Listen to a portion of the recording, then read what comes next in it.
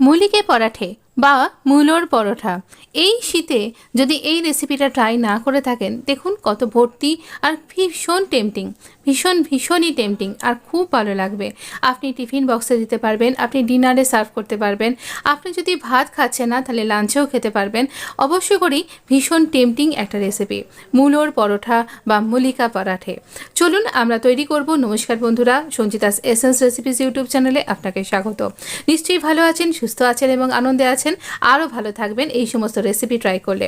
এরকম মূলো নিয়েছি, তাকে ছাড়িয়ে নিয়েছি, পিল করে নিয়েছি খোসাটা, তারপর গ্রেটারের সাহায্যে, যেটা ছোট দানার গ্রেটারের অংশটা, সেইটা দিয়ে ভালো করে গ্রেট করে নিয়েছি আটার সাথে নিচ্ছি আমরা এখানে জোয়ানটা হাতে ভালো করে নিয়ে এরকমভাবে দুটো হাত দিয়ে ক্রাশ করে নিন, তাহলে না ভালো জোয়ানের ফ্লেভারটা আসবে।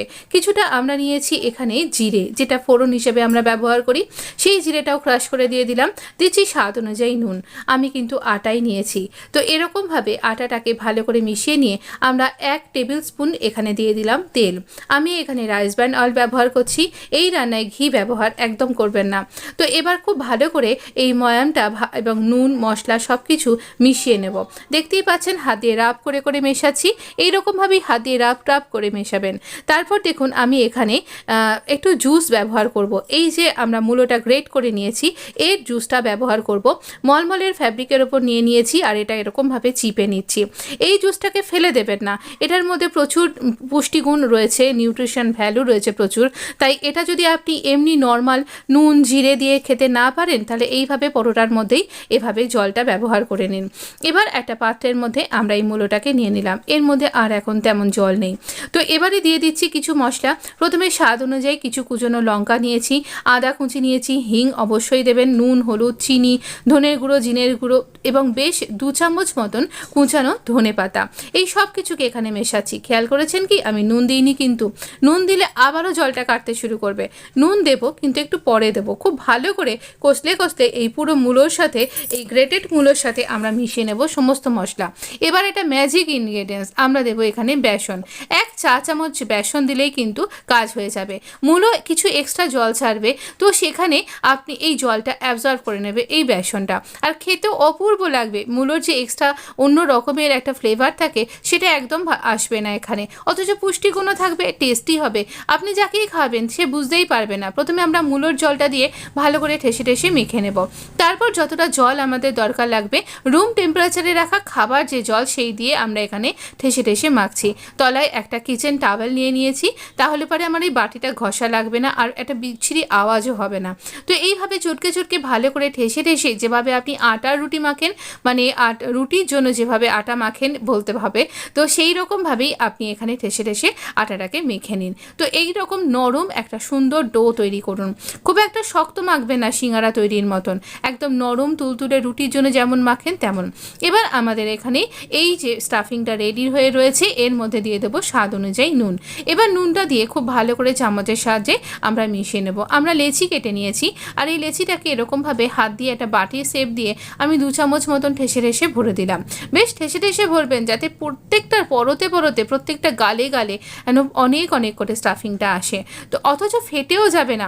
হ্যাঁ, প্রথমটা কিন্তু আমার ফেটেও গেছিলো, চলুন দেখিয়ে দেব। তো এখানে ফেটে যায়নি, আমার ছিঁড়ে গেছিলো আর কি, এতটা নরম হয় না। আমি আটাটাও খুব নরম করে মেখেছিলাম। এবার আমি শুকনো ময়দা দিয়ে এখানে এটা বেলে নিয়েছি। ময়দা দিয়ে বেললে রুটি বা পরোটা খুব সুন্দর হয় খেতে। তো এরকম দেখুন, এই প্রথমটা আমার গেছে এরকম ছিঁড়ে।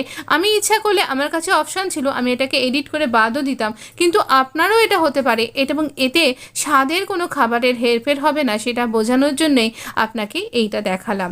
তো এটা হতেই পারে, যে কোনো কারোরই হতে পারে, আমার হতে পারে, আপনার হতে পারে, আমার থেকে বড় যিনি তারও হতে পারে। তো এটা কোনো ভয় পাওয়ার ব্যাপার নেই। চাটুটা ভালো করে গরম হয়ে গেছে, আর সমস্ত দিক ভালো করে উল্টে পাল্টে সেঁকে যখন কালারটা চেঞ্জ হয়ে গেল, ভালো করে তেল দিয়ে এটাকে এপিট ওপিট করে বেশ চেপে ঠেসে ভাজুন। মূলোটা তো আমাদের কাঁচা আছে, তাই মূলোটা এখানে প্রপার কুক হওয়া দরকার। তাই বেশ সময় নিয়ে একটুখানি ধিমে আঁচ অথচ জোরের দিকে মিডিয়াম হাই ফ্লেভার এরকমভাবে দিয়ে এরকমভাবে রান্না করুন। বেশ উঁচু আঁচ খুব দিলে পারে কিন্তু পুড়েও যেতে পারে। একটা রান্না হয়ে গেলে আমরা আবার আরেকটা পরোটা দিয়ে দিলাম। দেখুন এটা আর ফাটেনি, আর এটা ছিঁড়েও যায়নি। আমি একটু সাবধান হয়ে গেছিলাম, খুব তাড়াতাড়ি করে করতে গিয়ে এরকমটা আমাদের হতেই পারে। একটা দিশ বেশ সেঁকা হয়ে গেছে, চলুন বেলাটাও দেখিয়ে দিচ্ছি। এইরকমভাবে বেলবেন, তো এরকম দেখতেও লাগবে আর খেতে সত্যি বলছি অপূর্ব। অনেককেই আপনি খাইয়ে দেখাতে পারেন যে তাদের কিন্তু একটুও মনে হবে না এটা তারা মূলোর পরোটা খাচ্ছেন। ভীষণ সুন্দর খেতে হবে, অথচ খুব টেস্টি, আর হজমেরও কোনো অসুবিধা হবে না। অনেকেই ভাবেন মূলোর পরোটা খেলে হজমের অসুবিধা হতে পারে, না একদমই হজমের অসুবিধা হবে না। আমরা জোয়ান দিয়েছি, হিং দিয়েছি, জিরে দিয়েছি, এর জন্য হজমের কোনো অসুবিধা হবে না। আপনি এই শীতে বারবার ট্রাই করতে পারেন। মূলোর অনেক রকম পুষ্টিগুণ আছে, আর মূলো কাঁচা এরকম কচকচ করে খাবার থেকে পরোটা হিসেবে খেলে আরও বেশি ভালো লাগবে, টেস্টি লাগবে। খাবারটা খাওয়া নিয়ে কথা, আর এটা না আমাদের পেটের অনেক রকমের ডাইজেশনে হেল্প করে কিন্তু, যেটা আমরা জানি না। যাকে ভিডিওটা যদি আপনার ভালো লেগে থাকে তাহলে অবশ্য করেই লাইক শেয়ার সাবস্ক্রাইব করে আমাকে অবশ্য করেই উদ্বুদ্ধ করতে সাহায্য করবেন, সাপোর্ট করতে ভুলবেন না। আমি এখানে সার্ভ করেছিলাম আচার দিয়ে। এই আচারটা কিসের বলুন তো, খুব তাড়াতাড়ি আসতে চলেছে আমার চ্যানেলে, অবশ্যই কানেক্ট থাকুন। ভীষণ সুন্দর এই আচারটা, এবং এই সিজনেরই আচার, এইটুকুনি বললাম। বাকিটা আমি সেই আচারের রেসিপি দিয়ে আপনাকে শেয়ার করব। আর দিয়েছিলাম এর সাথে লেবু। আমি ছিঁড়ে দেখিয়ে দিচ্ছি, খুব গরম তো পুরো ছিঁড়তে পারছি না। দেখুন এইরকম প্রত্যেকটা পরতে পরতে কিন্তু এইরকমভাবে মূলোটা এইভাবে ঠেসে ঠেসে রয়েছে। ভীষণ অপূর্ব খেতে হয়েছিল। অবশ্য করেই কিন্তু ট্রাই করতে পারেন। ভালো থাকবেন, সুস্থ থাকবেন, সব সময়ের জন্য এরকম হেলদি খাবার খেতে থাকুন, আর খুব ভালো থাকুন।